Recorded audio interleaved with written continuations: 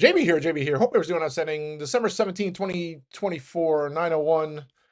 Talk really quick about the market. Some names I'm looking at, go from there, but take a look at the futures in the red this morning after Monday's green session. Some more chop. So you take a look at yesterday, another tight trading range, 0.4% trading range. Just remarkable that we continue to have these tight trading ranges and we're right at all-time highs. So, you know, I have the silver lining side is, hey, this is a consolidation before the next leg, or at some point we're gonna have a big move. And of course, I'm more biased to the upside, so I think at least to 610 for now. But at some point, there'll be some kind of big move. So I mean, it's been doing this for a while, so that I mean, it could keep going. I think at least till the start of the year, we're gonna have the historically strong time frame from the 15th all the way to the end of the year. I think that'll bode well. And then we have you have Christmas Eve, which is a half session. New Year's, the holidays, you typically have not a lot of volume, less analyst changes. So I think unless there's any crazy surprise geopolitical situation or shenanigans like that in China or what have you, I think the market pretty much just keeps in this tight range into the end of the year.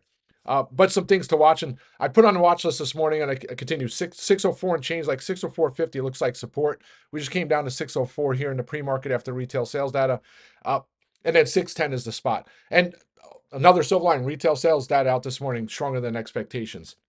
But things I want to see, that 10-year yield just keeps creeping after it looked like, okay, we're going in the right direction at the end of November into December, and now we're just going back up. So want to see that start to come back down. And then I start posting this again, and I start doing it in the summer too. The amount of stocks trading over their 50-day moving average on the S&P is down to August lows. So I think it was like August 4th, August 5th, we had the Japan shenanigans, right? So the carry trade, the yen carry trade caused this whole dislocation in the market. There was whatever, we had that huge sell-off, and then everybody's, oh, here we go, it's the start of a big bear market. That was the bottom, but that was the peak, or at least the low of the amount of stocks trading under their 50-day moving average. And here we are again, but we're near all-time highs. So take glass half full, glass half empty kind of scenario, and it's like, hey, I mean, some small amount of stocks are leading or holding up the market, while the rest are under the hood are falling. So maybe there's an opportunity for them to start to outperform into the end of the year, and you have that tax loss selling. So some of the smaller cap names that have been beaten up, maybe they'll start to see some bids into the end of the year. So that's that. Fed meeting tomorrow. Micron earnings after close tomorrow.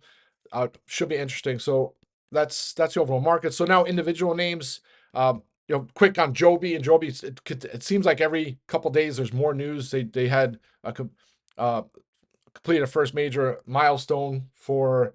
I didn't even read all the news here, but it's all just more notches in the belt of their path to getting to scale and getting going, right? 2025 is going to be a big year for them. Still looking for some April strikes here. It was all the way up to 836 in the pre-market here. I think it's 962 is the next big spot. And who knows if that's going to happen in the coming days. It's been volatile, but I'll continue to hold strikes. I like this one a lot into next year. Really quick about gold. Gold's down again here this morning. It was actually up yesterday in the pre-market session or overnight session, and then turned into the red. And here it is, some more follow through. I think the sell-off will continue to pick up steam. It'll be like a snowball.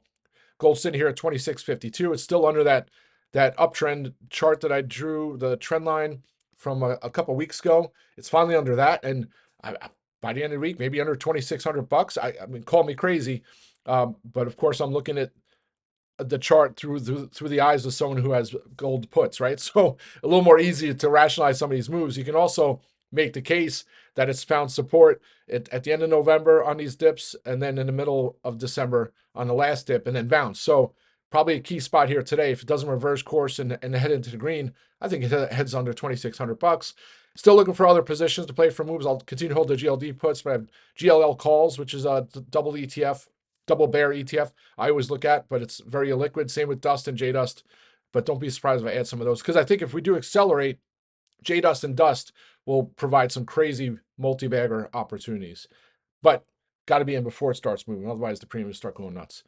Speaking of premiums, finally back in the lemonade strikes. You look and you can make a case that there's a bull flag forming, and you had that starting on Friday. And unfortunately, I was looking at the calls on Friday and passed. And then it was gapping out of the gate yesterday, and I didn't want to miss another one of those epic squeezes. So went and got some strikes. I think it starts heading up near 50 this week and then 60 in the coming weeks. Don't be surprised if I add more strikes over that 50 handle. I think it's one of the better stories out there, misunderstood. And if there's any name that has run so far that probably deserves to run even more, I think it's Lemonade. So that's Lemonade. Peloton went back over $10 yesterday, up nearly 6% or nearly 7%. It's right here at $10 here in the pre-market. Once that 1040 breaks and holds, I think it's off to the races. I'm like a broken record on that one. Clear Secure down 4 sessions in a row. Tight Bollinger Band is still there, but it's got to get a kick here soon. I fear the bears are gonna and the short's gonna start pressuring it again down to its 200-day moving average of $24. Hopefully that's not the case, and maybe Roaring Kitty has a surprise. We'll post a stake sometime in the next day or two, and either you or Clear Secure. Roku and Square still teasing. Roku closed barely in the green. Square closed in the green.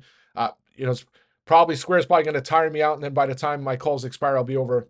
It'll have the FOMO move past 100 and into the 110 plus handle. Barclays upgraded the stock, or at least gave them a price target upgrade to 110 this morning. It just seems like every day there's a new analyst upgrading this, either raising the price target, upgrading their rating.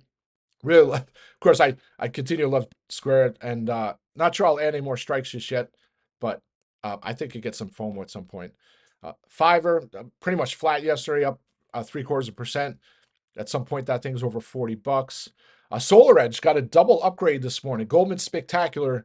I think they took it from sell to buy and raised a price target to $19. I have to go look. Still hopeful on Solar Edge. It could squeeze 35% or so short interest.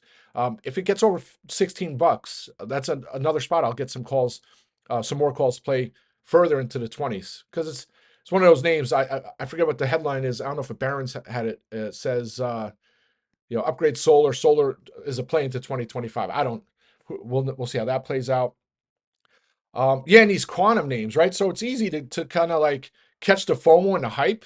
I mean, I was looking at some of the other names in the quantum space, and the stocks are up 25%. You look at the calls, and if you had any other stock up 25%, your calls are up 1,000 or 1,500%, and the calls are up 100 and 200%. So to me, that's like not the risk reward I want on a highly speculative name, because when they're highly speculative names, they go the other direction, right? So, as much as I want to dip my toes in some of these names, I'll probably just sit on the sidelines for now.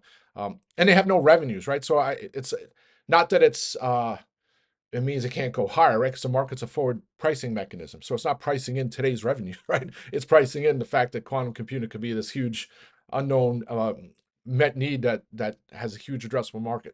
Who knows? Anyway, that's it, folks. I'll be back on audio later. Let's have a great day. Rock and roll.